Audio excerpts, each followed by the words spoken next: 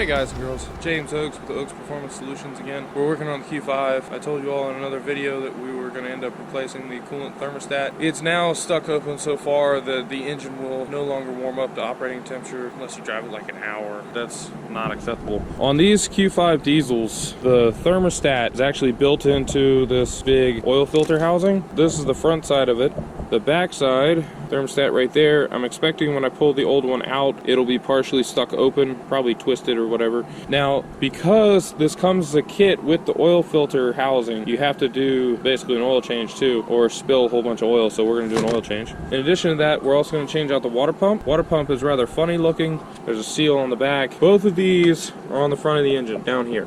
There's the oil filter housing. The water pump is that pulley way, like the top pulley right there. Because it's a Q5, this stuff is hard to access. If we had a Q7 or a Touareg or a Cayenne where there's a big like gap, you can fit a whole hand in here between the core support and the front of the engine, I could reach that super easily without taking a whole bunch of stuff off. Because this is a Q5, sedans are the same way, A6, A7, A8. You got to take this front bumper cover off, move the core support forward in a service position like 6-8 inches or so we can get some more room. I'm going to start with draining the fluids for this. I should mention this, but I know I'm going to get comments for it. These repair videos on this Q5, they're targeted towards owners that are not professional mechanics. We're going to try and do as many of the TDI repairs on jack stands or ramps as possible, so that way it's closer to what the owners are going to experience if they want to do it themselves. A professional shop have a lift, they can do this a lot faster. I am a professional. I've been servicing Audis for the past decade and a half, but I want to show these videos this way so owners feel comfortable doing this work if they are so inclined. Otherwise, they're aware of how the work gets done, so that way the shops that they take it to are a little more informed and a little more educated on the topic in case they have new technicians, which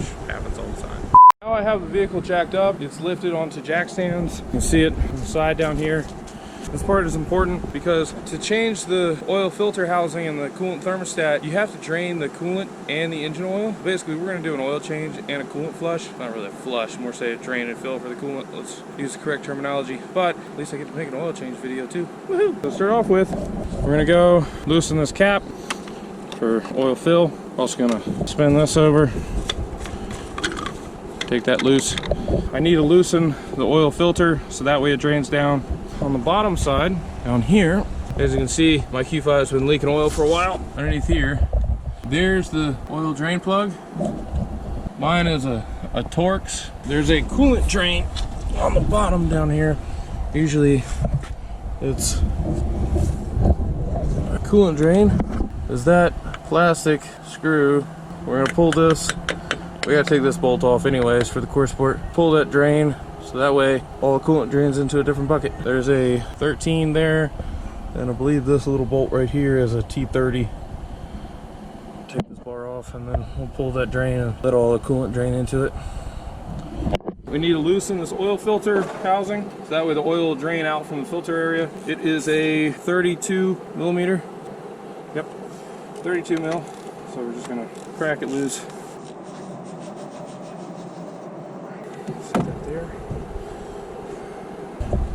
I've already put a drain out here.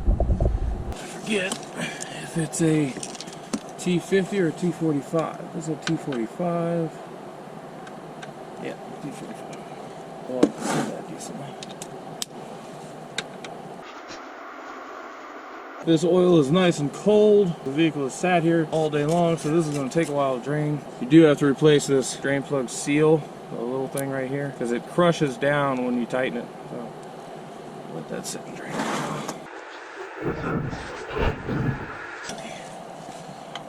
Loosen this.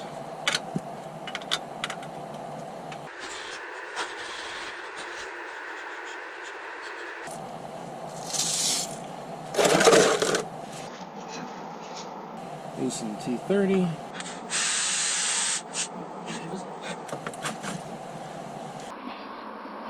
Take our handy dandy trusty screwdriver. Stick it up in here.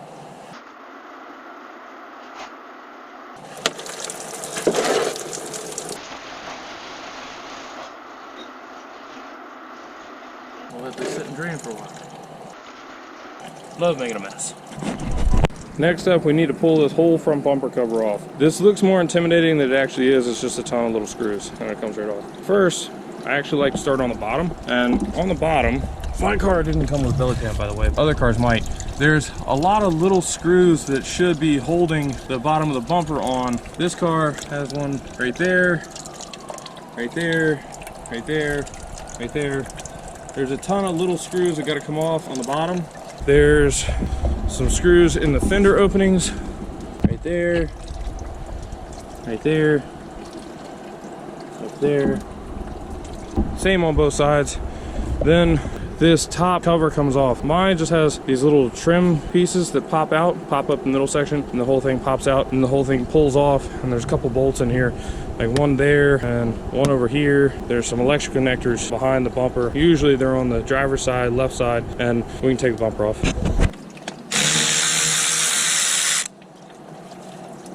These should be T25 screws.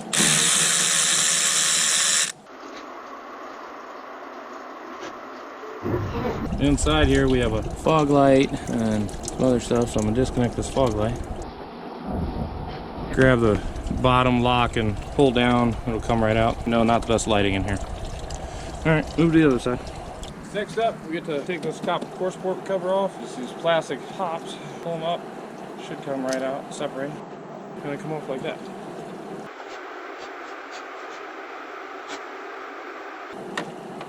And then the whole thing just pulls right up, pulls off. Now that we have this top cover off, we got to pull a couple more things. We got a air inlet with two T25 torque screws. There should be a screw right there for the bumper. Woohoo! Wow, mine doesn't have it. They didn't put it back. There's some electric connectors you got to disconnect. This one here comes right off like that. And the one below it is the garage door opener, which you can actually usually just pull the whole thing out.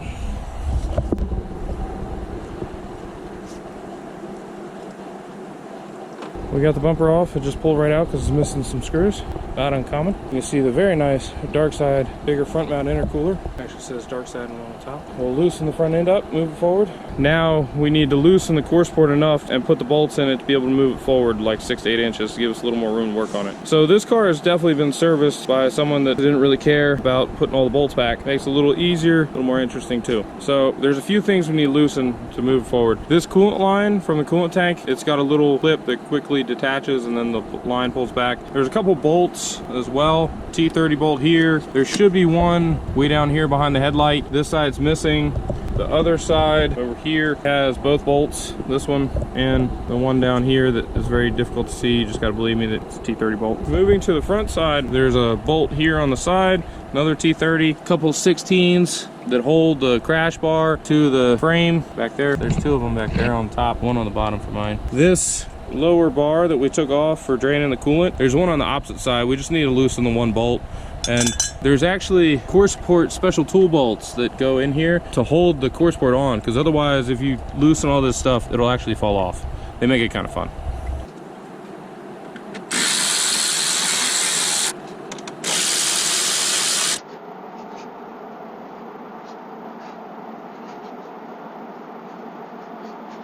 Try to do this without dropping the bolts.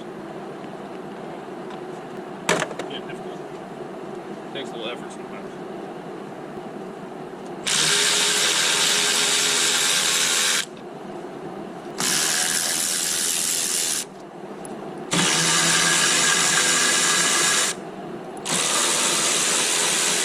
So one of the really helpful things that you can really use for this job, whiteout, is we're gonna mark these core support bolts, the bottom ones in particular, with whiteout, so that way we know exactly where to put the core support back. It's what they call a fully floating front end, so it's adjustable. I would rather get all my marks absolutely right. Hopefully you guys can see. We're just dabbing the whiteout all the way around. Yeah, you should see it. Awesome. And this is the bolt that goes in there. I'm gonna put it in one of the upper holes so that way I can see it better and so we can get the bottom ones lined.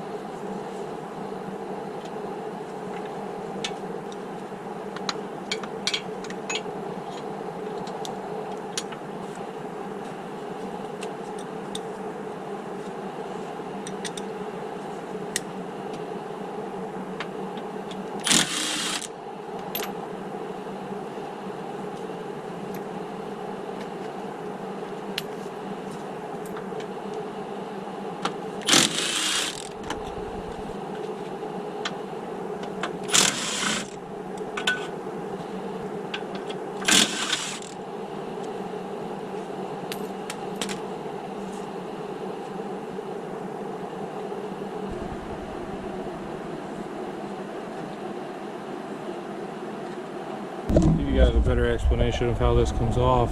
This little retaining clip pulls up and then you just wiggle the whole hose off. And this thing should slide back a good ways. Expose more. I'm gonna pop this free.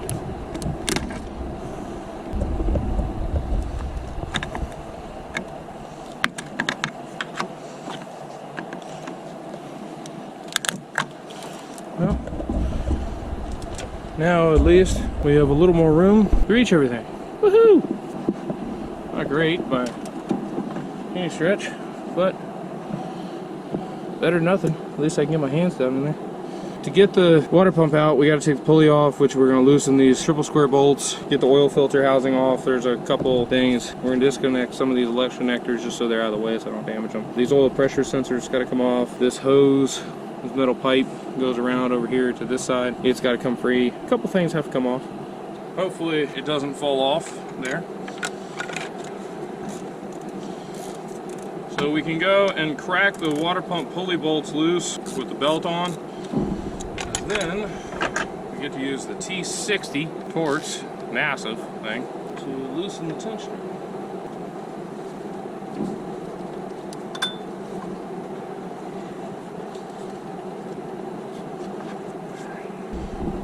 Then we can spin these water pump pulley bolts out by hand.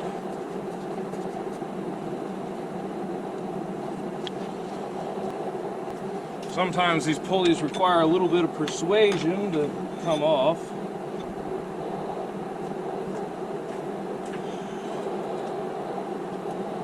One of my favorite tools, primer.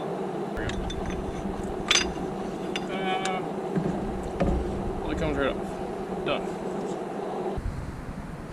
I'm going to disconnect some of these electrical connectors, free up some room here so we don't damage this stuff.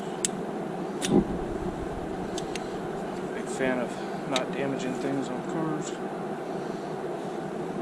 There's a T30 bolt over here. It's a Torx. I have a pipe on.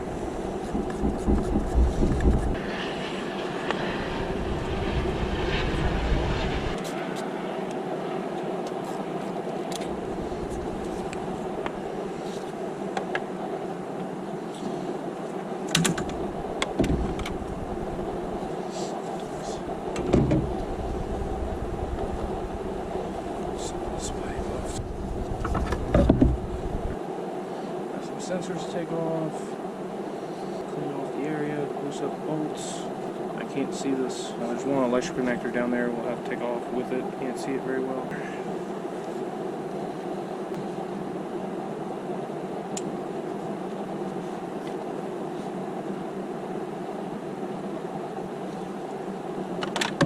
Now that I cracked everything loose, we're going to take a few things loose real fast.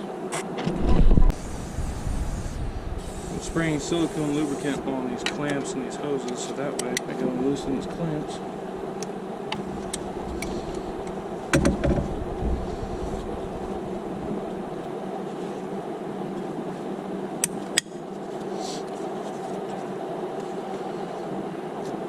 So these sensors are probably 19.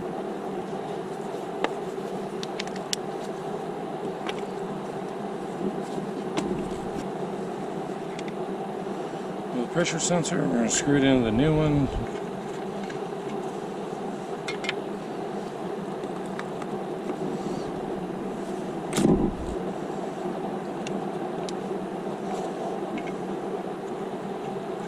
Torque spec on these is not going to be very high. You're talking like 10 Newton meters at most, which for me is like snug.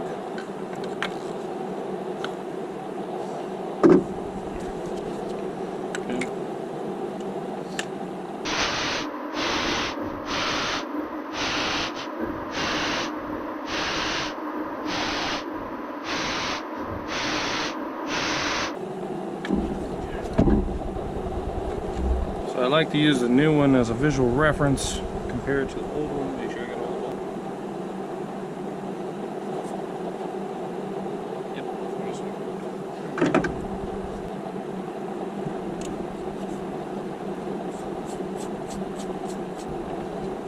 Awesome.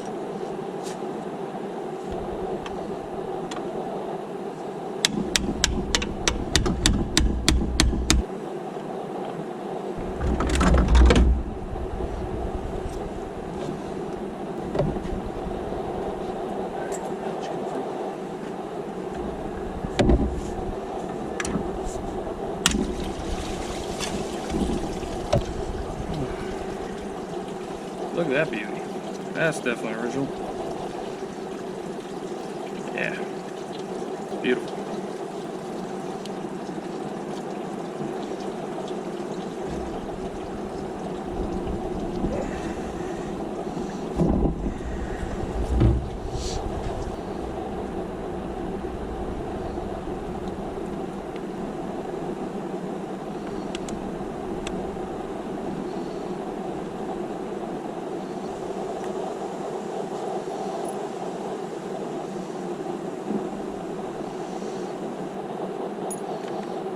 Took out 7 bolts. Let's count. 1, 2, 3, 4, 5, 6, 7, 8.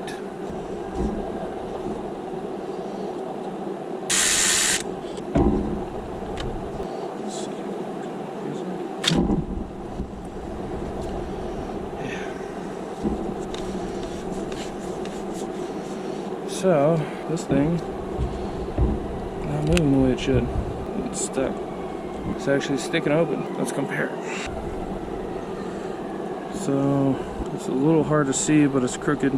Actually, no, the tip, the old one is compressed. The top one is not. There's also an electric connector. It was off right there. Yeah, fun stuff. I now have the oil filter and thermostat off. Water pump is removed. So I gotta clean all this area up. It's pretty nasty. Had 170 some odd thousand miles of use. You can see crusty stuff over here. This is coolant, most likely. EGR cooler is probably leaking. That'll be the next big project. Taking the whole valley apart, resealing the EGR cooler, cleaning it all up, cleaning all the carbon buildup out of it. That's a fun project and a half. We're gonna clean this up, brake clean, wire brush, solve majority of my problems.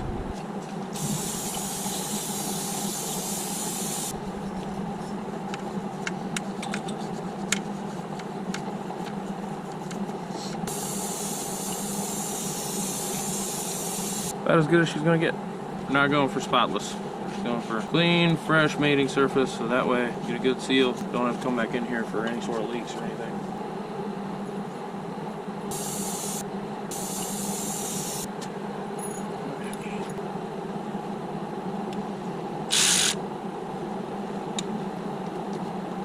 Heads up, one of the bolts has been longer than others.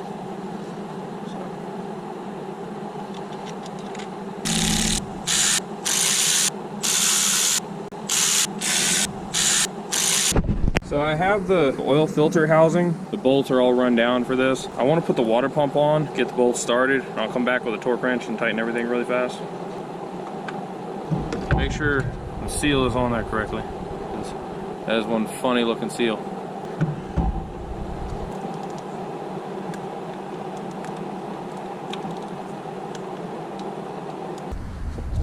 I've torqued all the bolts. That was ARP assembly lube that I was putting on all the threads for everything. Just so you guys are aware, I have a bucket of it. You never run out of this stuff. I've assembled a lot of engines over the years. I just have a ton of it. I use it for this stuff. All the bolts are now tight, 8, 9 Newton meters. They're not real high torque fasteners. The sensors I torqued to 10 Newton meters just because they're really small as well. They don't get torqued very tight. We gotta put the hoses on. The O-ring for this pipe, it's this green one here, green, brown. That's definitely gotta be replaced. It's a good thing I ordered a new one.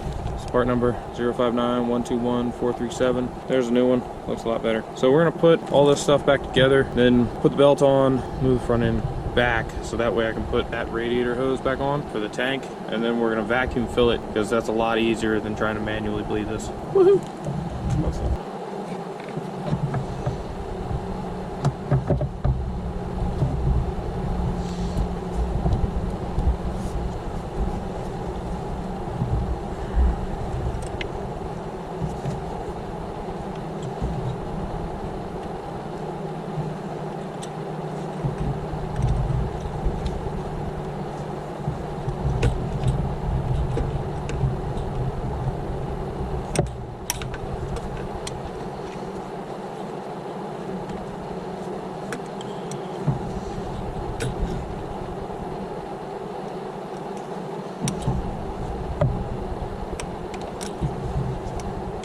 Okay, so now we're gonna add more coolant. Go like this, and suck in the rest of the coolant.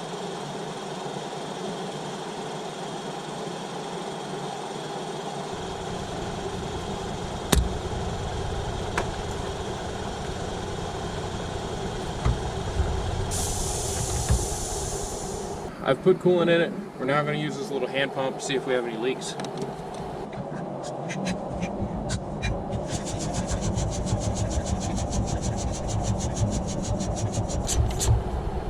Got it pumped up to about 15 psi, give or take. We'll look and see if we have any leaks around. I don't see anything, which is a good sign. Yeah. Go down here. I don't see anything dripping. That's a good sign. So I think we're good. This is the fault code that I was getting for the coolant thermostat sticking open. It's P0128 coolant thermostat valve N214, temperature below control range. In the freeze frame data below, you can see it's at about 2,000 RPMs. I was cruising down the highway at about 88 kilometers per hour, still within the speed limit. Coolant temperature says 64 degrees Celsius. Intake air temperature is 24 degrees Celsius. Accelerator pedal is barely pushed, 19%. I was just kind of cruising down the highway. Coolant temperature at radiator outlet, actual value, 49.6 degrees Celsius. Heat delivery temperature in cooling system 41.9 degrees Celsius. Outside temperature 23 degrees Celsius. Engine oil temperature 72.8 degrees Celsius. This is effectively telling me that coolant temperature dropped below the control range where it wanted it to be. On a lot of the gas engines that I tune, I'll see a fault code for cooling system range and performance. This one instead says temperature below control range. It's the diesel equivalent. The cooling system is running too cold for what it wants and it can't control it. My thermostat was sticking open, causing this problem. Replaced it, works just fine now. So from here it's gotten pretty dark. Put it back together, put everything back on, put all the bolts back in. It's pretty straightforward. Fill full oil, start it up, drive it home. Thank you very much.